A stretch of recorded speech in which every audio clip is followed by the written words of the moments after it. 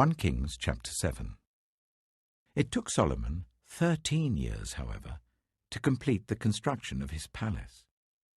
He built the palace of the forest of Lebanon, 100 cubits long, 50 wide, and 30 high, with 4 rows of cedar columns supporting trimmed cedar beams. It was roofed with cedar above the beams that rested on the columns, 45 beams, 15 to a row. Its windows were placed high in sets of 3, facing each other. All the doorways had rectangular frames. They were in the front part in sets of 3, facing each other. He made a colonnade, 50 cubits long and 30 wide. In front of it was a portico, and in front of that were pillars and an overhanging roof. He built the throne hall, the hall of justice, where he was to judge, and he covered it with cedar from floor to ceiling. And the palace in which he was to live, set farther back, was similar in design. Solomon also made a palace like this hall for Pharaoh's daughter, whom he had married. All these structures, from the outside to the great courtyard and from foundation to eaves, were made of blocks of high-grade stone cut to size and smoothed on their inner and outer faces. The foundations were laid with large stones of good quality, some measuring 10 cubits and some 8. Above were high-grade stones cut to size and cedar beams. The great courtyard was surrounded by a wall of 3 courses of dressed stone and 1 course of trimmed cedar beams, as was the inner courtyard of the temple of the Lord with its portico. King Solomon sent to Tyre and brought Huram, whose mother was a widow from the tribe of Naphtali, and whose father was from Tyre and a skilled craftsman in bronze. Huram was filled with wisdom, with understanding, and with knowledge to do all kinds of bronze work. He came to King Solomon and did all the work assigned to him. He cast 2 bronze pillars, each 18 cubits high and 12 cubits in circumference. He also made 2 capitals of cast bronze to set on the tops of the pillars. Each capital was 5 cubits high. A network of interwoven chains adorned the capitals on top of the pillars, 7 for each capital. He made pomegranates in 2 rows encircling each network to decorate the capitals on top of the pillars. He did the same for each capital. The capitals on top of the pillars in the portico were in the shape of lilies, 4 cubits high. On the capitals of both pillars, above the bowl-shaped part next to the network, were the 200 pomegranates in rows all round. He erected the pillars at the portico of the temple. The pillar to the south he named Jachin, and the one to the north Boaz. The capitals on top were in the shape of lilies, and so the work on the pillars was completed. He made the sea of cast metal, circular in shape, measuring 10 cubits from rim to rim and 5 cubits high. It took a line of 30 cubits to measure round it. Below the rim, gourds encircled it, 10 to a cubit. The gourds were cast in 2 rows, in one piece with the sea. The sea stood on 12 bulls, 3 facing north, 3 facing west, 3 facing south, and 3 facing east. The sea rested on top of them, and their hindquarters were towards the center. It was a handbreadth in thickness, and its rim was like the rim of a cup, like a lily blossom. It held 2,000 baths. He also made 10 movable stands of bronze. Each was 4 cubits long, 4 wide, and 3 high. This is how the stands were made. They had side panels attached to uprights. On the panels between the uprights were lions, bulls, and cherubim, and on the uprights as well. Above and below the lions and bulls were wreaths of hammered work. Each stand had 4 bronze wheels with bronze axles, and each had a basin resting on 4 supports cast with wreaths on each side. On the inside of the stand there was an opening that had a circular frame 1 cubit deep. This opening was round, and with its basework it measured 1.5 cubits. Around its opening there was engraving. The panels of the stands were square, not round. The 4 wheels were under the panels, and the axles of the wheels were attached to the stand. The diameter of each wheel was 1.5 cubits. The wheels were made like chariot wheels. The axles, rims, spokes, and hubs were all of cast metal. Each stand had 4 handles, one on each corner projecting from the stand. At the top of the stand there was a circular band 1/2 cubit deep. The supports and panels were attached to the top of the stand. He engraved cherubim, lions, and palm trees on the surfaces of the supports and on the panels in every available space, with wreaths all round. This is the way he made the 10 stands. They were all cast in the same moulds and were identical in size and shape.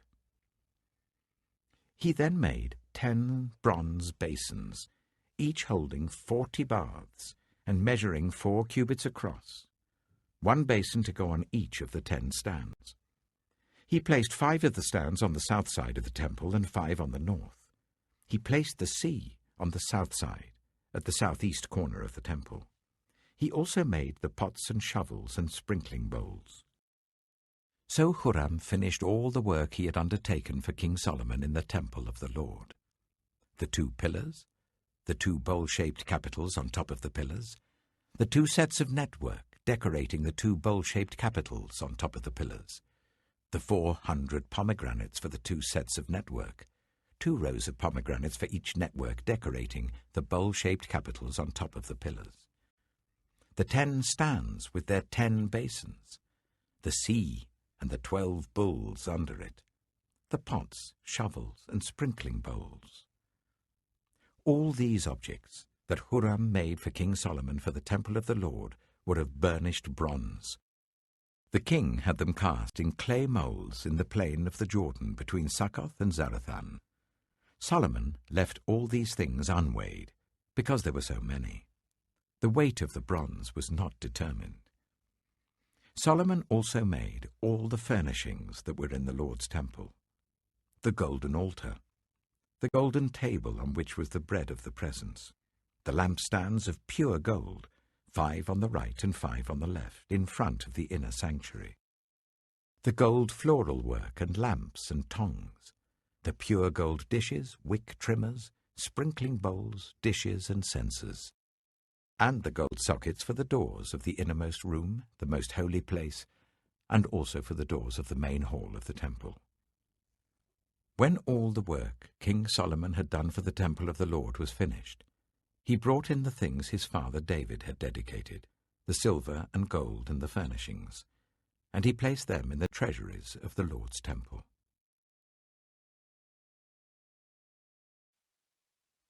1 Kings chapter 8. Then King Solomon summoned into his presence at Jerusalem the elders of Israel, all the heads of the tribes, and the chiefs of the Israelite families, to bring up the ark of the Lord's covenant from Zion, the city of David. All the Israelites came together to King Solomon at the time of the festival in the month of Ethanim, the 7th month. When all the elders of Israel had arrived, the priests took up the ark, and they brought up the ark of the Lord and the tent of meeting and all the sacred furnishings in it. The priests and Levites carried them up, and King Solomon and the entire assembly of Israel that had gathered about him were before the ark, sacrificing so many sheep and cattle that they could not be recorded or counted. The priests then brought the ark of the Lord's covenant to its place in the inner sanctuary of the temple, the most holy place, and put it beneath the wings of the cherubim. The cherubim spread their wings over the place of the ark and overshadowed the ark and its carrying poles.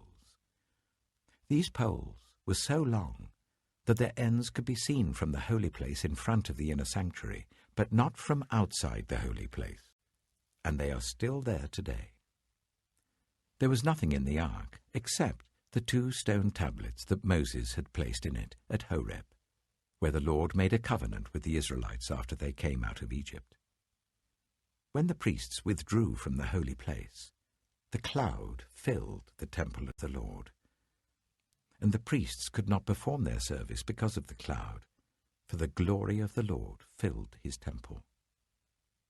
Then Solomon said, "The Lord has said that he would dwell in a dark cloud. I have indeed built a magnificent temple for you, a place for you to dwell forever." While the whole assembly of Israel was standing there, the king turned round and blessed them. Then he said, "Praise be to the Lord, the God of Israel, who with his own hand has fulfilled what he promised with his own mouth to my father David. For he said, 'Since the day I brought my people Israel out of Egypt, I have not chosen a city in any tribe of Israel to have a temple built, so that my name might be there. But I have chosen David to rule my people Israel.' My father David had it in his heart to build a temple for the name of the Lord, the God of Israel. But the Lord said to my father David, 'You did well to have it in your heart to build a temple for my name. Nevertheless, you are not the one to build the temple, but your son, your own flesh and blood. He is the one who will build the temple for my name.' The Lord has kept the promise he made.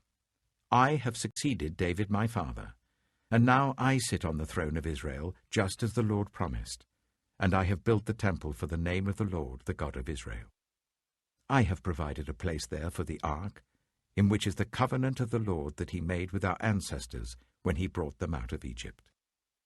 Then Solomon stood before the altar of the Lord in front of the whole assembly of Israel, spread out his hands towards heaven, and said, "Lord, the God of Israel, there is no God like you in heaven above or on earth below. You who keep your covenant of love with your servants, who continue wholeheartedly in your way. You have kept your promise to your servant David my father.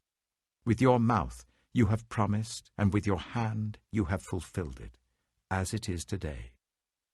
Now, Lord, the God of Israel, keep for your servant David my father the promises you made to him when you said, 'You shall never fail to have a successor to sit before me on the throne of Israel, if only your descendants are careful in all they do to walk before me faithfully as you have done.'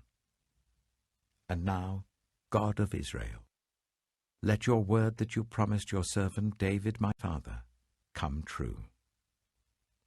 But will God really dwell on earth? The heavens, even the highest heaven, cannot contain you. How much less this temple I have built? Yet give attention to your servant's prayer and his plea for mercy, Lord my God. Hear the cry and the prayer that your servant is praying in your presence this day. May your eyes be open towards this temple night and day, this place of which you said, 'My name shall be there,' so that you will hear the prayer your servant prays towards this place. Hear the supplication of your servant and of your people Israel when they pray towards this place. Hear from heaven your dwelling place, and when you hear, forgive. When anyone wrongs their neighbor and is required to take an oath, and they come and swear the oath before your altar in this temple, then hear from heaven and act. Judge between your servants, condemning the guilty by bringing down on their heads what they have done, and vindicating the innocent by treating them in accordance with their innocence. When your people Israel have been defeated by an enemy because they have sinned against you, and when they turn back to you and give praise to your name, praying and making supplication to you in this temple, then hear from heaven and forgive the sin of your people Israel, and bring them back to the land you gave to their ancestors.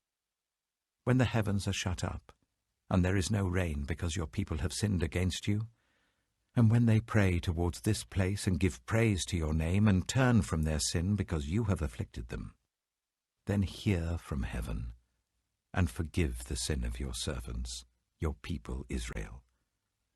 Teach them the right way to live, and send rain on the land you gave your people for an inheritance. When famine or plague comes to the land, or blight or mildew, locusts or grasshoppers, or when an enemy besieges them in any of their cities, whatever disaster or disease may come, and when a prayer or plea is made by anyone among your people Israel, being aware of the afflictions of their own hearts, and spreading out their hands towards this temple, then hear from heaven your dwelling place. Forgive and act. Deal with everyone according to all they do, since you know their hearts, for you alone know every human heart, so that they will fear you all the time they live in the land you gave our ancestors. As for the foreigner, who does not belong to your people Israel, but has come from a distant land because of your name, for they will hear of your great name and your mighty hand and your outstretched arm. When they come and pray towards this temple, then hear from heaven, your dwelling place. Do whatever the foreigner asks of you, so that all the peoples of the earth may know your name and fear you, as do your own people Israel, and may know that this house I have built bears your name. When your people go to war against their enemies, wherever you send them, and when they pray to the Lord towards the city you have chosen and the temple I have built for your name, then hear from heaven their prayer and their plea, and uphold their cause. When they sin against you, for there is no one who does not sin, and you become angry with them and give them over to their enemies, who take them captive to their own lands, far away or near. And if they have a change of heart in the land where they are held captive, and repent, and plead with you in the land of their captors, and say, "We have sinned, we have done wrong, we have acted wickedly," and if they turn back to you with all their heart and soul in the land of their enemies who took them captive, and pray to you towards the land you gave their ancestors, towards the city you have chosen, and the temple I have built for your name, then from heaven, your dwelling place, hear their prayer and their plea, and uphold their cause. And forgive your people who have sinned against you. Forgive all the offenses they have committed against you, and cause their captors to show them mercy. For they are your people and your inheritance, whom you brought out of Egypt, out of that iron smelting furnace. May your eyes be open to your servant's plea, and to the plea of your people Israel, and may you listen to them whenever they cry out to you. For you singled them out from all the nations of the world to be your own inheritance, just as you declared through your servant Moses, when you, sovereign Lord, brought our ancestors out of Egypt. When Solomon had finished all these prayers and supplications to the Lord, he rose from before the altar of the Lord, where he had been kneeling, with his hands spread out towards heaven. He stood and blessed the whole assembly of Israel in a loud voice, saying, "Praise be to the Lord, who has given rest to his people Israel just as he promised. Not one word has failed of all the good promises he gave through his servant Moses. May the Lord our God be with us as he was with our ancestors. May he never leave us nor forsake us. May he turn our hearts to him, to walk in obedience to him and keep the commands, decrees, and laws he gave our ancestors. And may these words of mine, which I have prayed before the Lord, be near to the Lord our God day and night, that he may uphold the cause of his servant and the cause of his people Israel, according to each day's need, so that all the peoples of the earth may know that the Lord is God and that there is no other. And may your hearts be fully committed to the Lord our God, to live by his decrees and obey his commands, as at this time." Then the king and all Israel with him offered sacrifices before the Lord. Solomon offered a sacrifice of fellowship offerings to the Lord, 22,000 cattle and 120,000 sheep and goats. So the king and all the Israelites dedicated the temple of the Lord. On that same day, the king consecrated the middle part of the courtyard in front of the temple of the Lord, and there he offered burnt offerings, grain offerings, and the fat of the fellowship offerings, because the bronze altar that stood before the Lord was too small to hold the burnt offerings, the grain offerings, and the fat of the fellowship offerings. So Solomon observed the festival at that time, and all Israel with him. A vast assembly, people from Lebo-Hamath to the Wadi of Egypt, They celebrated it before the Lord our God for 7 days, and 7 days more, 14 days in all. On the following day he sent the people away. They blessed the king and then went home, joyful and glad in heart, for all the good things the Lord had done for his servant David and his people Israel.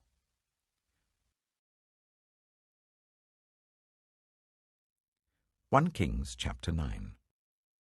When Solomon had finished building the temple of the Lord and the royal palace, and had achieved all he had desired to do, the Lord appeared to him a second time, as he had appeared to him at Gibeon.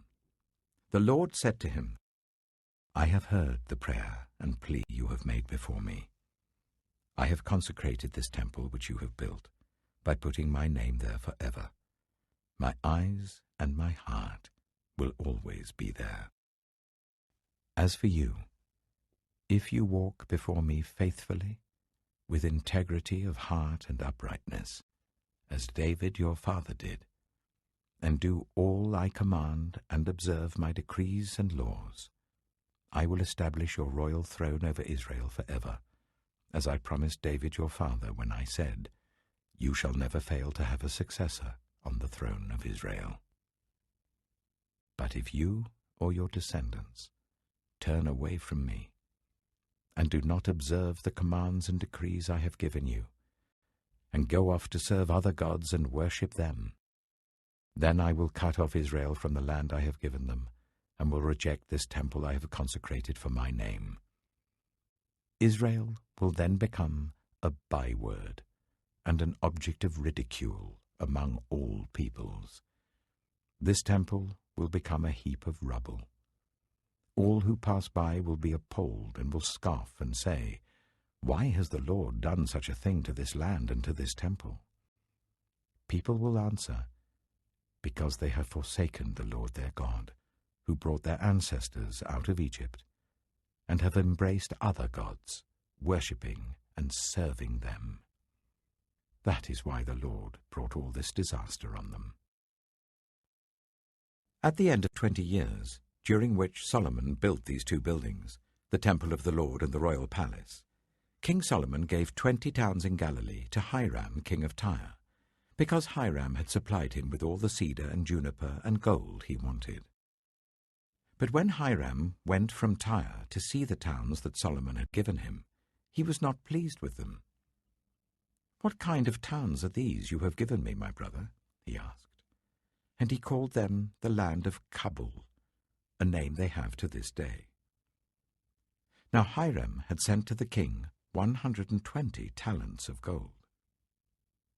Here is the account of the forced labor King Solomon conscripted to build the Lord's temple, his own palace, the terraces, the wall of Jerusalem, and Hazor, Megiddo, and Giza.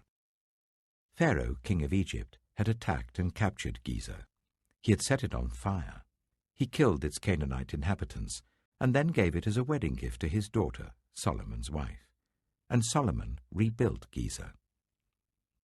He built up Lower Beth-horon, Baalath, and Tadmor in the desert, within his land, as well as all his store cities and the towns for his chariots and for his horses, whatever he desired to build in Jerusalem, in Lebanon, and throughout all the territory he ruled. There were still people left from the Amorites, Hittites, Perizzites, Hivites, and Jebusites. These people were not Israelites. Solomon conscripted the descendants of all these people remaining in the land, whom the Israelites could not exterminate, to serve as slave labor, as it is to this day. But Solomon did not make slaves of any of the Israelites. They were his fighting men, his government officials, his officers, his captains, and the commanders of his chariots and charioteers. They were also the chief officials in charge of Solomon's projects, 550 officials supervising those who did the work. After Pharaoh's daughter had come up from the city of David to the palace Solomon had built for her, he constructed the terraces. 3 times a year Solomon sacrificed burnt offerings and fellowship offerings on the altar he had built for the Lord, burning incense before the Lord along with them, and so fulfilled the temple obligations. King Solomon also built ships at Ezion-Geber, which is near Elath in Edom, on the shore of the Red Sea. And Hiram sent his men, sailors who knew the sea, to serve in the fleet with Solomon's men. They sailed to Ophir and brought back 420 talents of gold, which they delivered to King Solomon. John chapter 16. All this I have told you, so that you will not fall away. They will put you out of the synagogue. In fact, the time is coming when anyone who kills you will think they are offering a service to God. They will do such things because they have not known the Father or me. I have told you this, so that when their time comes you will remember that I warned you about them. I did not tell you this from the beginning because I was with you, but now I am going to him who sent me. None of you asks me, "Where are you going?" Rather, you are filled with grief because I have said these things. But very truly I tell you, it is for your good that I am going away. Unless I go away, the Advocate will not come to you. But if I go, I will send him to you. When he comes, he will prove the world to be in the wrong about sin and righteousness and judgment. About sin, because people do not believe in me. About righteousness, because I am going to the Father, where you can see me no longer. And about judgment, because the prince of this world now stands condemned. I have much more to say to you, more than you can now bear. But when he, the Spirit of truth, comes, he will guide you into all the truth. He will not speak on his own. He will speak only what he hears, and he will tell you what is yet to come. He will glorify me, because it is from me that he will receive what he will make known to you. All that belongs to the Father is mine. That is why I said, the Spirit will receive from me what he will make known to you. Jesus went on to say, "In a little while you will see me no more, and then after a little while you will see me." At this, some of his disciples said to one another, "What does he mean by saying, 'In a little while you will see me no more, and then after a little while you will see me'? And 'because I am going to the Father'?" They kept asking, "What does he mean by a little while? We don't understand what he's saying." Jesus saw that they wanted to ask him about this, so he said to them, "Are you asking one another what I meant when I said, 'In a little while you will see me no more, and then after a little while you will see me'? Very truly I tell you, you will weep and mourn while the world rejoices. You will grieve, but your grief will turn to joy. A woman giving birth to a child has pain because her time has come. But when her baby is born, she forgets the anguish because of her joy that a child is born into the world. So with you. Now is your time of grief. But I will see you again, and you will rejoice, and no one will take away your joy. In that day you will no longer ask me anything. Very truly I tell you, my Father will give you whatever you ask in my name. Until now you have not asked for anything in my name. Ask, and you will receive, and your joy will be complete. Though I have been speaking figuratively, a time is coming when I will no longer use this kind of language, but will tell you plainly about my Father. In that day you will ask in my name. I am not saying that I will ask the Father on your behalf. No, the Father himself loves you, because you have loved me and have believed that I came from God. I came from the Father and entered the world. Now I am leaving the world and going back to the Father." Then Jesus' disciples said, "Now you are speaking clearly and without figures of speech. Now we can see that you know all things, and that you do not even need to have anyone ask you questions. This makes us believe that you came from God." "Do you now believe?" Jesus replied. "A time is coming, and in fact has come, when you will be scattered, each to your own home. You will leave me all alone.